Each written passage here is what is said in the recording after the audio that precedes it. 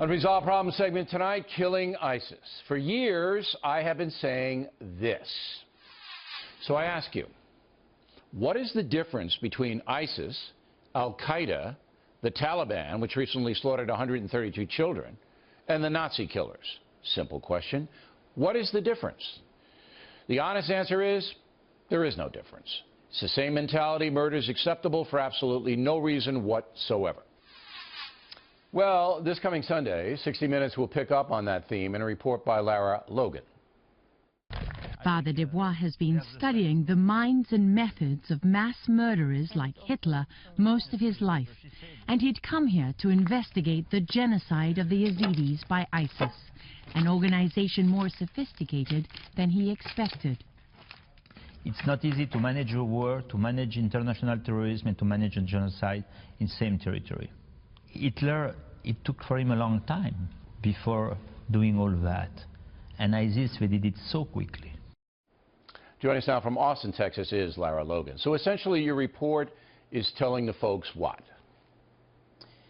It's telling people about how the Islamic State approached the genocide of the Yezidis, the scientific methods that they used, the similarities in their long-term vision with the Nazis and with Hitler, and giving them some sense that this isn't just about, people have heard a lot, Bill, about the rape of Yazidi girls who were forced into sexual slavery by the Islamic State. But what they haven't heard a lot about is the bigger machine and the bigger vision. So this report looks at both of those things. And Father Patrick Dubois says quite eloquently in the story, if you just say this is about the rape of the girls, then he says, well, in his words, Hitler, you could say Hitler was a rapist. Yes, they raped many women in the Second World War, but he was a different category of machine, a much larger machine. And that's what Father Dubois believes. I'll submit to you that most Americans don't even know what you're talking about as far as this group is concerned. Tell me about the group. Tell me about what happened, because Americans, they don't pay attention to this kind of stuff en masse.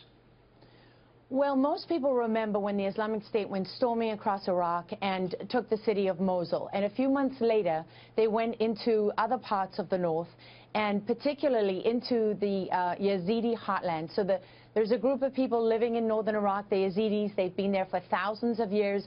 They have their own religion. It's an ancient religion that adopted elements of many different faiths over time, some Christianity, some Islamic, but they have maintained their own identity. And what's different about the Yazidi people is that the Islamic State targeted them for annihilation. So they wanted to erase their culture, their history, their people from the face of the earth.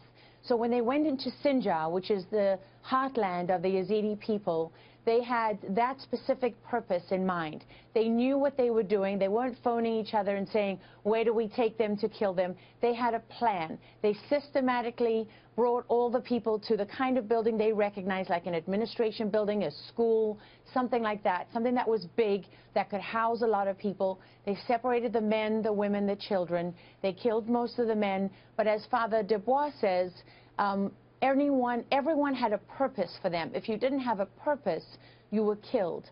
But they look at the children, they have a purpose for them. They have training camps waiting inside Iraq and Syria. They look at the women, they have a purpose for young unmarried women. They can go to be sex slaves for their fighters. So there is a system to what they did, and the difference is that they wanted to erase the Yezidis. And how many people are estimated to have been killed and enslaved?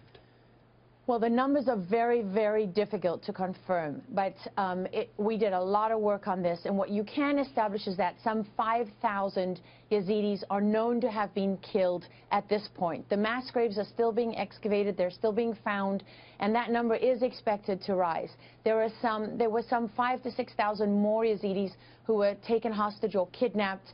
A number of them have escaped, and so it's believed that about 3,000, mostly women and children, but still some men, are still being held by ISIS today. And meantime, the world watches, as I said, that this could have been taken care of a while back if the whole world would come together. But I think that the importance of your report is the comparison between the Third Reich and their systematic extermination of Jews and Gypsies and other people, and how they did it which is very similar to what's happening right now on this planet with ISIS. We appreciate you telling us about it, Lara. We will watch on Sunday night. Thanks again.